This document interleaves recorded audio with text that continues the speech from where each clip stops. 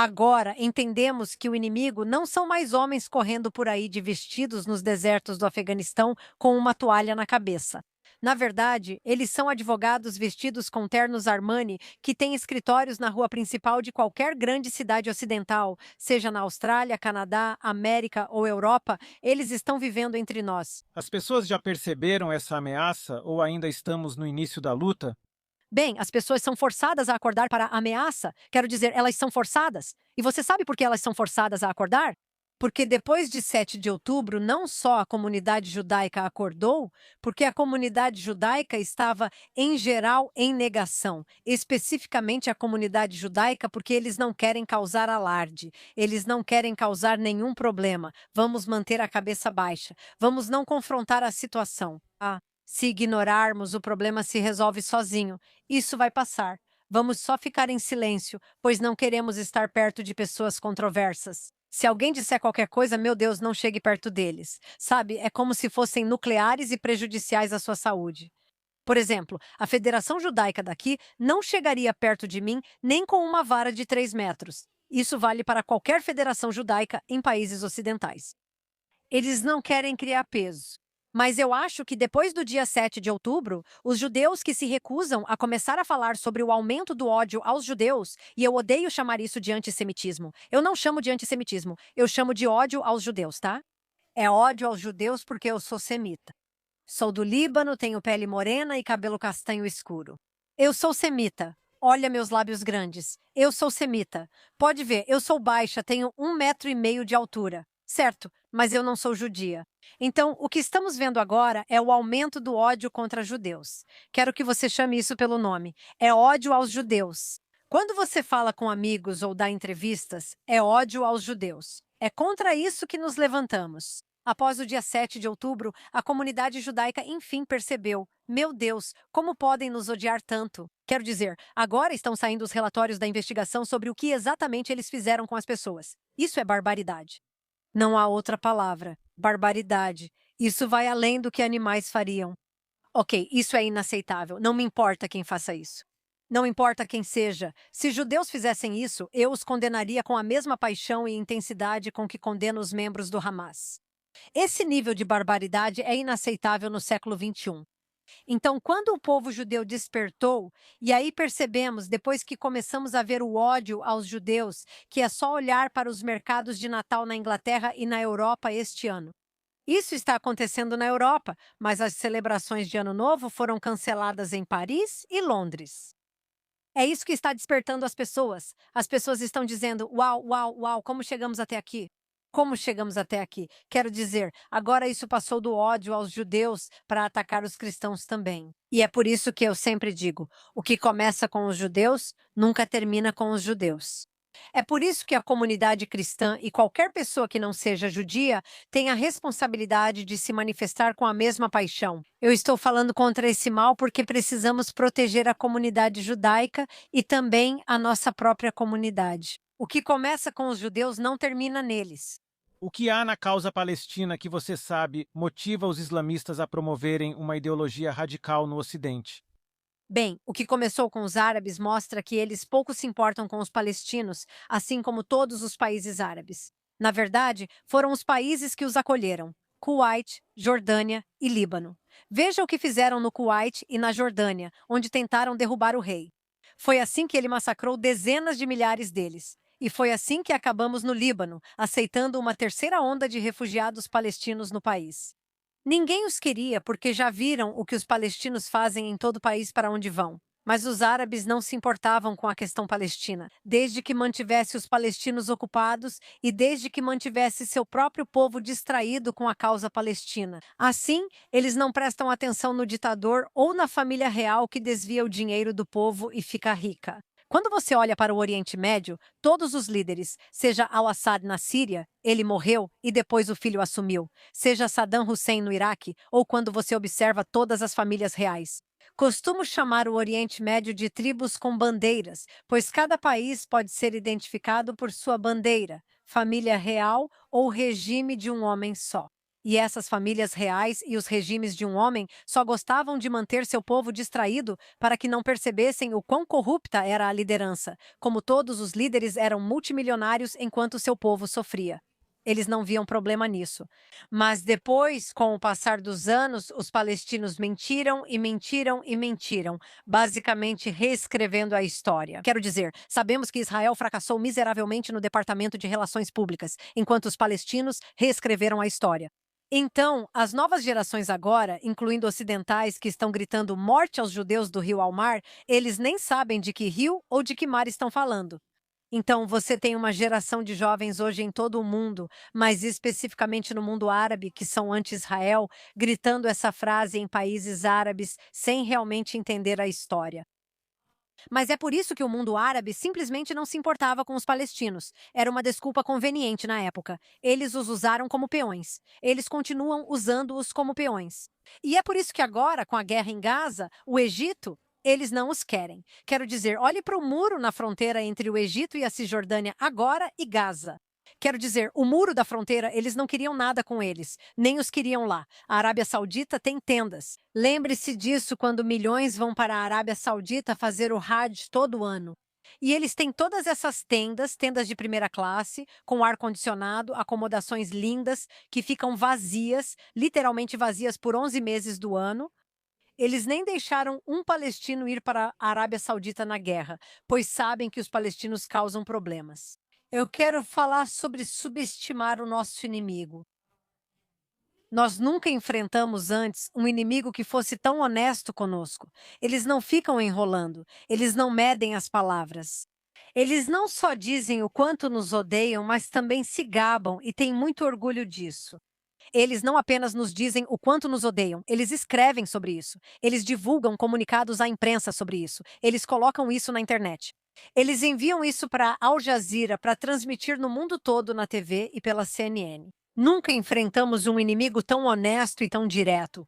Mas o que fazemos? Ignoramos e fingimos. Não, não, não. Não queremos ouvir. Achamos que não é sério, que é mentira, não acreditamos. Dizemos que é só uma minoria radical. E quando pensamos em terroristas, ao falar sobre a Irmandade Muçulmana, nossa ideia de terroristas, imaginamos Osama Bin Laden. Imaginamos homens correndo com túnicas sobre as calças e toalha na cabeça.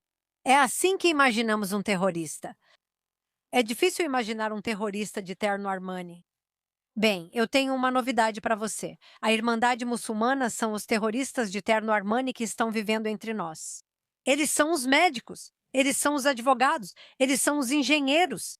Lembre-se de Londres, há cerca de 10 anos, do grupo de médicos que foi preso planejando explodir hospitais e fazer um atentado suicida no hospital onde trabalhavam. Acho que eram cerca de 9 médicos. Lembra disso na Inglaterra? Um grupo de médicos estava pronto para explodir o hospital onde trabalhavam para matar seus pacientes, aqueles que eles juraram proteger, servir e salvar a vida das pessoas. No Ocidente, não entendemos por que um médico seria homem-bomba. No Ocidente, pensamos, por que alguém faria isso ao falar de terroristas? Se você é médico, está ganhando dinheiro, mora em uma casa boa, dirige um Mercedes, tem uma piscina, por que você iria querer se matar? Porque no Ocidente nossa sociedade é tão materialista e nós nos afastamos tanto da religião em geral. Judaico-cristãos, cristãos ou judeus, você vê cada vez menos religião na nossa sociedade, enquanto no mundo muçulmano eles estão se tornando cada vez mais devotos. E a nossa religião, os judeus, os cristãos, os budistas e todos os outros, os hindus, quanto mais você se conecta com sua religião, com sua ideologia, melhor pessoa você se torna. Porque o nosso livro ou livros ensinam a tratar os outros como você gostaria de ser tratado. Não julgue os outros para não ser julgada. Melhore o mundo. Reze pelo seu inimigo. Perdoe aqueles que pecam contra você. Quanto mais devota você é, melhor pessoa se torna. Por outro lado, com a ideologia islâmica radical, quanto mais devotos eles se tornam, mais radicais eles se tornam. Porque a ideologia permite matar o seu inimigo. A ideologia, o islamismo radical, eles acreditam em matar o inimigo, decapitar pessoas e jogar gays de prédios. E as mulheres são propriedade dos homens. E nós, no Ocidente, temos muita dificuldade em lidar com isso.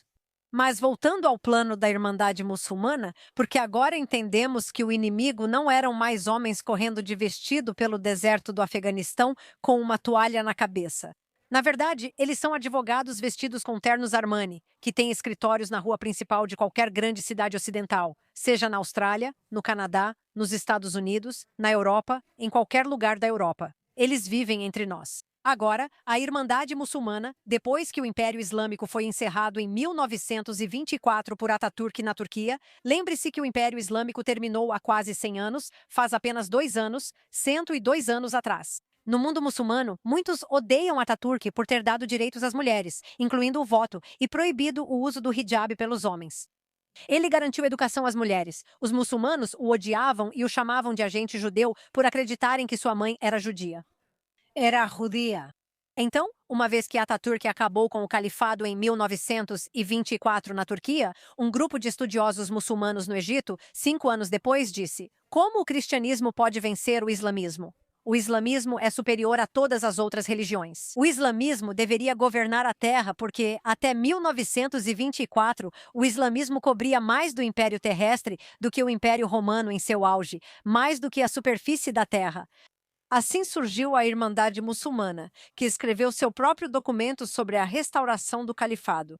Nos anos 1950, muitos pensavam que tudo havia terminado: islamismo, Império Islâmico e califado, e que nunca voltariam. Duas coisas no Oriente Médio deram aos islamistas recursos e poder para se reestruturarem. Primeiro, descobriram petróleo no Oriente Médio, o que lhes deu dinheiro. E a segunda coisa que aconteceu nos anos 1970 e 1979 foi a chegada ao poder do Ayatollah Khomeini no Irã. Isso deu aos islamistas de todo o mundo não só o dinheiro, mas também a cobertura espiritual para se organizarem e começarem a crescer pelo mundo todo. Então, a Irmandade Muçulmana escreveu o plano mundial para o Islã radical infiltrar e dominar o Ocidente e estabelecer um governo islâmico na Terra. Nos círculos de contra-terrorismo, esse plano ficou conhecido como o Projeto. E o que torna o projeto tão único, como você leu um parágrafo desse projeto, o que o torna tão único é que eles discutem como querem infiltrar cada segmento da nossa sociedade. Como eles vão infiltrar a educação, como vão infiltrar a política, como vão infiltrar a indústria do entretenimento. Por exemplo, já é possível notar a influência dos islamistas em Hollywood. Filmes como Nunca Sem Minha Filha não serão mais produzidos em Hollywood devido à influência islâmica.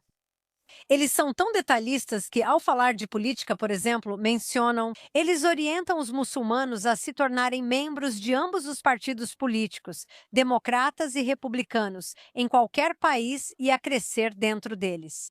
E assim eles podem sentar no conselho e ter voz, uma voz de voto dentro do partido. Eles discutem colocar estagiários muçulmanos em escritórios políticos no Ocidente para obter uma visão interna de como as políticas são feitas nos níveis mais altos. É tão detalhado que você vai ficar chocada. Ele só leu para você um parágrafo sobre o objetivo da Irmandade Muçulmana na América do Norte. Ele leu para você uma parte do projeto da América do Norte. Eles têm um projeto global que dura 100 anos. Eles têm um projeto para a América, incluindo América do Norte, Canadá, América do Sul e Estados Unidos, literalmente em detalhes. Então, esse plano foi escrito em 1991. E aqui estamos nós, 35 anos depois. Olhe o quanto eles avançaram. É muito importante entender o que o nosso inimigo está planejando para nós. E um exemplo de hoje de como eles estão organizados, tudo o que você precisa fazer é olhar para Mamdani nos Estados Unidos. Mamdani é um candidato da Irmandade Muçulmana. Ele é uma fachada da Irmandade Muçulmana. Agora veja Mamdani, que é o prefeito de Nova York, ou Khan, que é o prefeito de Londres. Quando você olha para Londres, quando você olha para a Inglaterra, quase todas as grandes cidades da Inglaterra têm um prefeito muçulmano. Mas, na América, por exemplo, já que está mais perto dos seus vizinhos, Mamdani é o exemplo mais recente. Mamdani não é o que você imagina como alguém que está tentando sabotar um país. Ele é bonito, ele tem um sorriso chamativo, ele tem uma ótima personalidade. Na campanha dele, ele foi a bares, dançou em bares, em discotecas, em casas noturnas, como parte da campanha dele, para atrair os jovens. E o que ele fez? Assim que virou prefeito, ele removeu a proteção da comunidade judaica já no segundo dia, o que chocou, pois alguns judeus votaram nele. Então é isso que estamos analisando hoje quando olhamos para a Irmandade Muçulmana. É assim que eu quero que vocês pensem sobre a infiltração no nosso governo e o impacto que eles estão causando. Seja no Canadá, vocês também estão enfrentando o mesmo problema no Canadá. Dá para ver o Canadá sendo transformado diante dos seus próprios olhos. Posso dizer para vocês, eu estive no Canadá em 2007. O Canadá em que eu cheguei ontem não é o mesmo Canadá que eu vi há 20 anos. O Canadá está quase irreconhecível para mim. Então vocês têm um problema tanto quanto nós estamos tendo um problema.